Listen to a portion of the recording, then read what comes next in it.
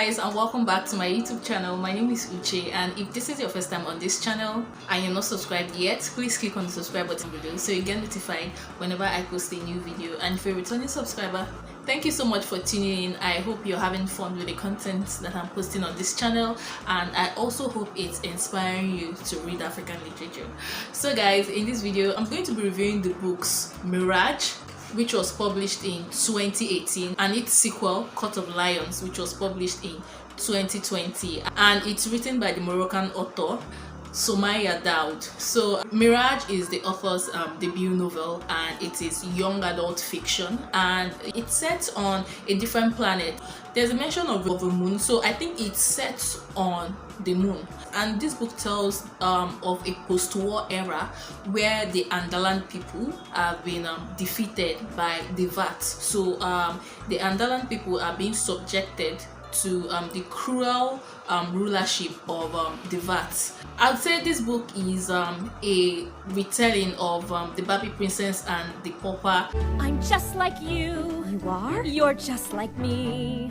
There's somewhere else we'd rather be. Somewhere that's ours. Somewhere the dreams come true. Yes, I am a girl like you. So in this book, it tells the story of Amani. So Amani is 18 years old, and we see that preparations are being made for a majority night. So this majority night is kind of like a coming of age ceremony that will usher her into womanhood. So on this majority night, she's supposed to get these damn tattoos on her face, and it's a thing of pride to bear that tattoo on your face. But what happens is that on this majority night, she's kidnapped and taken to the palace. So there in the palace, she comes face to face with Princess Maram, and they share a very striking resemblance. It's very hard to tell one from the other, but the only difference is that Princess Maram is a princess, so she behaves like a princess, while Amani is said to be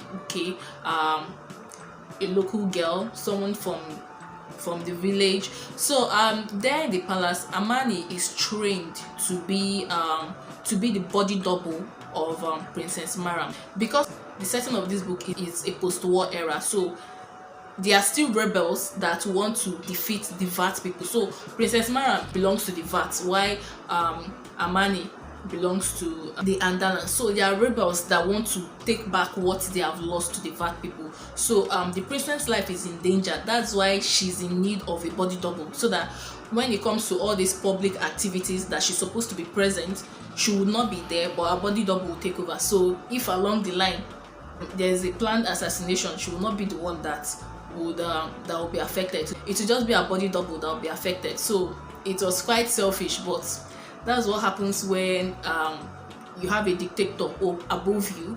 At first, Princess Maram is very cruel to Amani. So first of all, they removed the tattoo on her face through the use of high technology, so that she would be more like the princess. And she was trained, and she met with the princess fiance, that is Idris. So we see the love story that forms between Amani and Idris. So it just happens that this body double Amani falls in love with the princess's fiance, and the fiance also falls in love with her too. So their situation is kind of hopeless, because the union between Princess Maram and Idris is very important to join the two kingdoms together, and also to legitimize the union, so that it will be that the conquered and the conqueror, they are in union now, they are in bed with each other. So there's no need for a higher council to say the overtaking of Andala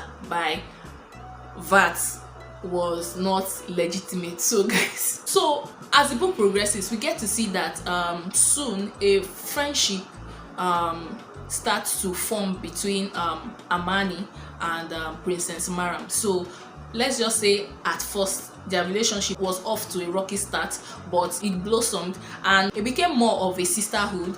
And Amani was just there to guide the princess in making the right decisions, because the princess had lost her mother, so she just has her father, who is the king of that kingdom, and she's the heir to the throne. And ceremonies are being made for her to take over from her father, but she didn't really know her mother because her mother was killed. It happened that her father killed her mother, so she wanted to live up to her mother's legacy, but she didn't know the right step, she didn't know the right direction to go through with it. So we see the politics that goes on in the palace, you know, people trying to do things for their own selfish reasons. For this sisterhood that grows between Amani and Princess Mariam, I was thinking that there will be a revelation later on in the book where we get to know that, okay, maybe Princess Mariam and Amani, that they are twins and maybe they were separated at birth, but that did not happen, and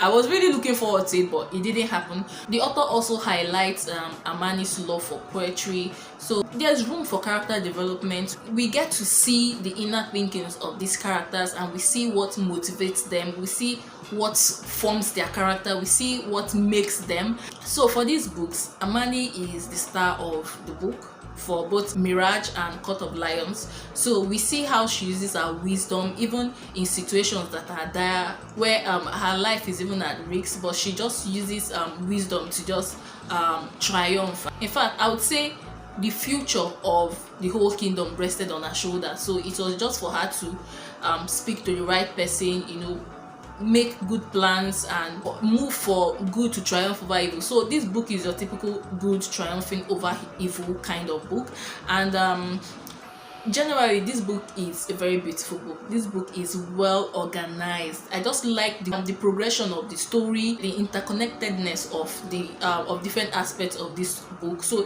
the books are spot on. So if you are someone that is into girl power, this book is reeking. In fact, the girl power vibes you get from this book is on 100. I mean, it just gives you this idea that girls are not totally useless. Like, girls are very, very useful. One girl was able to defeat an autocratic ruler. Yeah, so the way this book is written, from the first book, Mirage, you know, the way every event is connected in the book and how it tells this beautiful story, I think I would see why people would want a sequel to these books. And there we have Court of Lions. It was also very beautiful reading the love story between Amani and Idris. I mean, their love was something that was forbidden. Idris is up somewhere, while Amani is just one local girl. So their love, it was very clean romance, nothing overly sexual and stuff, so it was just cool. I would say generally I enjoyed the books because I read both books at once. Like, immediately I was through with Mirage, I went into Court of Lions, and it's actually a very cool book. I feel you would enjoy reading the book, and you almost have an insight into the Moroccan way of life, even though the book is set on a different planet. But that's just basically all I have to say about this book. Do I recommend it? Yes, I feel it's a cool book to read. Yeah, so guys, thank you so much for watching. Don't forget to click on the like button, share this video with your friends. Do these books look like something that you would want to read? Let me know in the comment section below, and subscribe. I'll see you in my very next video. Bye guys.